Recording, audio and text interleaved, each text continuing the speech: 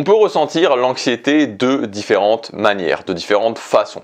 Ça peut être pour commencer d'une façon régulière, parce qu'on est d'une nature inquiète, parce qu'on est d'une nature anxieuse. On se projette beaucoup dans le futur, on a tendance à imaginer les pires catastrophes qui pourraient se passer. Ou alors plutôt d'une façon ponctuelle, parce que sur quelque chose de précis, on a une anxiété qui est forte, voire très forte. Moi j'avais une grosse anxiété sur les voyages, et je me souviens quand j'ai voulu aller au-delà de ça, et que j'ai commencé à booker des voyages, et que tous les mois je voyageais tout seul, quelque chose comme peut-être les 20 premiers voyages que j'ai fait en solo, j'avais une anxiété qui était vraiment très forte. Et donc ça, c'est plutôt une anxiété de type ponctuel qui se manifestait vraiment quand je réservais, quand je me confrontais à cette anxiété sur le voyage. Et donc dans cette vidéo, je voudrais te donner 4 actions que tu vas pouvoir utiliser à volonté pour pouvoir calmer ton anxiété. Alors c'est pas des actions long terme, c'est-à-dire que c'est pas des actions qui vont travailler ta capacité à être moins anxieux d'une façon générale sur le long terme, mais ce sont des actions qui vont te permettre d'apaiser directement,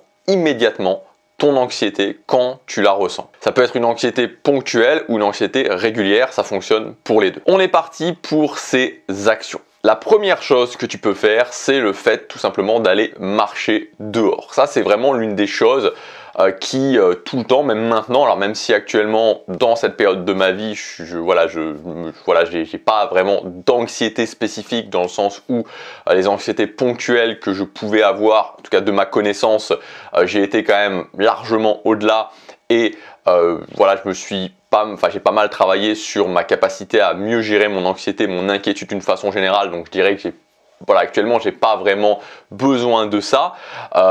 Ou alors quand ça m'arrive, c'est vraiment d'une façon excessivement ponctuelle. Mais les années précédentes, et pendant pas mal d'années vraiment, où j'ai vraiment bossé et été vraiment à fond dans mes anxiétés, où j'ai beaucoup travaillé là-dessus, notamment sur le voyage, pas que, mais notamment sur le voyage, le fait d'aller marcher dehors, c'est-à-dire de sortir et d'aller faire une marche, c'est quelque chose qui m'aidait énormément, qui m'apaisait énormément.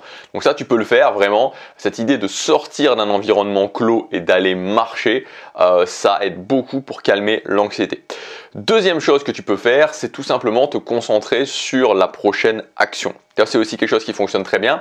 C'est-à-dire que l'erreur en fait, et je reviens vraiment sur mon anxiété du voyage parce que c'était quelque chose où quand je bookais un voyage solo, on va dire que, allez, une semaine avant, 7 jours avant, je commençais à vraiment être anxieux. Je commençais à ressentir des anxiétés. J'avais vraiment, je me sentais anxieux, stressé, etc.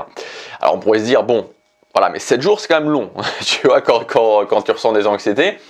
Et le truc, c'est que le piège, en fait, c'est de laisser ces pensées vraiment orientées sur l'anxiété et donc de faire en sorte que ça va faire en sorte tout simplement que ton anxiété va grandir, elle va devenir énorme. Plus tu mets des pensées vers cette anxiété, plus elle grandit, en fait.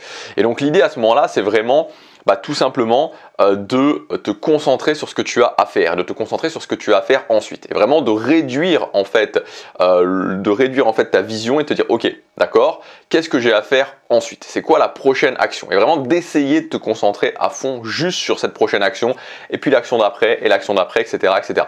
Éviter dans ces moments-là d'essayer de voir très grand, de se projeter, etc., parce que c'est pas la bonne chose à faire. Troisième chose, c'est tout simplement de l'exprimer, de la sortir à certains moments, pour pas que c'est cet effet un petit peu d'explosion au bout d'un moment, tu vois, de cocotte minute, c'est-à-dire qu'en fait, toute la subtilité au niveau de l'anxiété, c'est à la fois de pas se laisser manger par elle, parce que sinon tu fais plus rien et au final elle devient énorme et tu recules par rapport à ce que tu as prévu de faire, mais d'un autre côté, ne pas non plus essayer de la nier. Et donc l'idéal pour ne pas la nier, c'est à certains moments de la décharger et par exemple de faire du journaling où tu vas simplement exprimer ce que tu ressens. Et enfin, quatrième chose aussi, dernier point, c'est le fait de te forcer à arrêter d'imaginer le pire. Parce que souvent quand on est anxieux, c'est aussi que d'une certaine façon, on imagine le pire, on se dit qu'est-ce qui va se passer, je vais me retrouver là, je vais être tout seul, je te prends pour le voyage, je me dis je vais me retrouver là, je vais être tout seul, et s'il y a ça qui se passe mal, et s'il y a ça qui se passe mal, et je sais pas, si je trouve pas le moyen pour arriver à l'hôtel, bref, tu vois, tu peux imaginer plein de scénarios comme ça, et à un moment donné, te dire juste, bon, ok, c'est bon, ça va bien se passer, ok, et arrête, en tout cas, te forcer à arrêter d'imaginer le pire. Voilà, donc tu peux utiliser ces choses-là, vraiment c'est des choses qui, en tout cas, moi personnellement je les ai testées, retestées, elles sont vraiment approuvées. pour aller au-delà d'anxiété, que ce soit des anxiétés ponctuelles ou des anxiétés régulières. Je te laisse là-dessus. Si tu veux aller plus loin, tu as des ressources dans la description, notamment des ressources gratuites. Tu as ma formation Le Tremplin, 30 jours pour redémarrer dans ta vie avec des actions très précises, un challenge à faire à la fin. Et tu as aussi mon planificateur de journée, le New Life Planner. C'est pas seulement un planificateur de journée, ça te permet en fait de planifier ton année, ton trimestre, donc les étapes à 90 jours, ta semaine et tes journées. Tu as aussi une vidéo explicative qui t'explique justement exactement comment l'utiliser. Je te laisse regarder ça, c'est dans la description. Voilà, à demain pour la prochaine vidéo. Passe à l'action, chaque jour compte.